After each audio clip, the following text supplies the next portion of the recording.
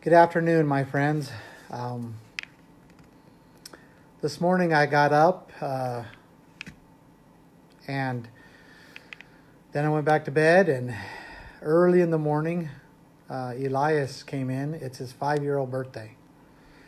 And Lisa and I were excited. We're still laying in bed, and we said, "Happy birthday." And he immediately said, it's not my birthday until I'm done sleeping. And so in my arms, he fell back to sleep for several more hours. Emery, she's 8. Every prayer she says, she still thanks Heavenly Father for bringing her daddy home. Hayden texted me when he got to school this morning. It read, "Today, 2 years ago, you came home." I responded, "Love you, son." Being home after the terrible ordeal we went through has been so good. We as a family are so very blessed, beyond what I have ever imagined. We truly are happy and are enjoying every day with each other. I can truly say this. In the very hard days of solitary confinement for months on end, day after day, staying above despair was difficult, very difficult. The most difficult thing I have ever gone through. However, being locked in that small concrete box allowed me to become very close to God and to think and ponder and understand in great depth. During this time, I received very specific promises from God. I understood them and knew the source they were coming from. I was promised that I would be freed soon and home with my family. At the time, things were not looking good. I had already spent hundreds of days in solitary confinement. The minimum sentence for the charges, if convicted, were nearly 100 years, and the judge was eliminating nearly all of the substantial exculpatory evidence that would exonerate us. The Nevada District Acting Attorney told our attorneys that we were the most dangerous men that they had ever prosecuted. He had a 30-plus year tenure and had prosecuted men that out of cold blood had murdered an entire family. And we were the most dangerous men he had ever prosecuted?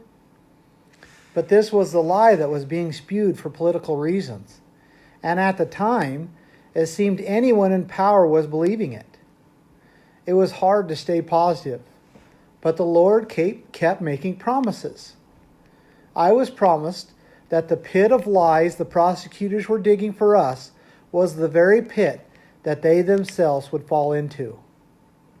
Lisa and I were promised that the time they had taken away from our family would be made up, and that it would seem as if it had never happened. Taken and thrown in a 9x7 box, my businesses were literally being destroyed. Almost simultaneously, several of my national accounts and my national bank informed us that they would not be doing business with us anymore. Their statements informing us were so closely written that it is hard for me today to believe that they were not manipulated by the same entity. Yet, the Lord promised at that time that both of my businesses would be a great blessing to my family and I if I continued to keep them functioning. It was hard to see how they could be anything good at all if things continued the direction they were going. But I trusted, and Lisa trusted, and many others trusted. And many others acted as the Lord directed. Many times my family, friends, and I had dreams of hope and understanding. We would share these dreams with each other in letters or through the metal bars when we would go to the federal courthouse. Those from the outside would write and share their dreams and thoughts of our situation as well. These dreams brought us much comfort and help, and helped us not lose hope. My brother Ryan dreamed about all of us in a great plush room, with a mighty lion upon a pulpit, and other smaller lions surrounding us. They were in the attitude of looking to devour us, but needed permission from the mighty lion. The mighty lions had a plate of bones given to him, and when it went to eat the bones, it choked on them and could not swallow anymore. During our trial in Oregon, when the jury came back from 5 days of deliberation, the judge was on the stand.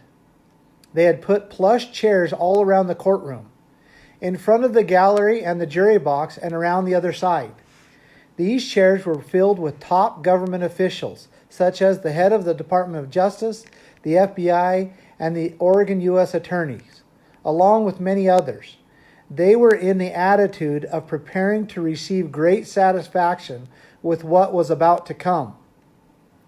The jury came in and handed the judge the verdict, and she read it in silence. When she read it in silence, she choked and could not speak immediately.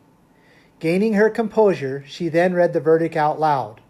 One by one, not guilty. She then declared that she no longer had jurisdiction over us. Those sitting in the plush chairs began to gnash their teeth and almost well with hatred. Shortly after, they attacked my attorney Marcus Mumford in the courtroom, tased and arrested him. But they were not able to devour us. We were protected, and they had to release our attorney. Almost a year and a half later, on this very day in 2018, we were free to go home to our families. Not one charge upheld. Facing 100 years of federal sentencing, the court congressional budget to prosecute us was $100 million. And on January 8th, 2018, my father, brother, friends, and I walked out of the courtroom. I said a few words to the media, hugged family and friends, got in a little car I just bought that day, and drove 10 hours home to Idaho. I arrived about 20 minutes before midnight to a house full of friends, and I picked up my little 3-year-old boy and celebrated the first birthday we had ever had together. Every promise and dream has been fulfilled or is being fulfilled now. No, it has not been easy, and we have received much help from the hands of so many across this great country and beyond. The Lord truly accomplishes His will through the hands of those who will listen and act. And then He sustains and upholds them to the end. In the last 2 years since my return home, I have seen the similar actions that came upon my family and friends come upon others. The problems have not been corrected, and human rights are at great risk. Those that would gnash their teeth against freedom have not been caged, and seek to devour individual liberty for their own gain. However, with such a ferocious enemy prowling and pursuing to consume the sacred gift of agency, we have nothing to fear. These enemies do not understand the power that makes a simple leaf bud from a branch in the springtime. They cannot cause the sun to rise and set. They in reality have almost no power in comparison to Him who can make promises, give dreams, and then see that they are fulfilled. My family, friends, and I will continue to act as appropriate in the defense of others. We will continue to do our best to love our neighbor as ourselves. We know we are not perfect. Many have told us this, and they are right. We know we have much to learn and are in need of much refining. However, we also know with a surety to what source we must look to for direction, deliverance, and power. We love you and could never repay you for the love and kindness you have shown towards our family. And my friends, it is good to be home.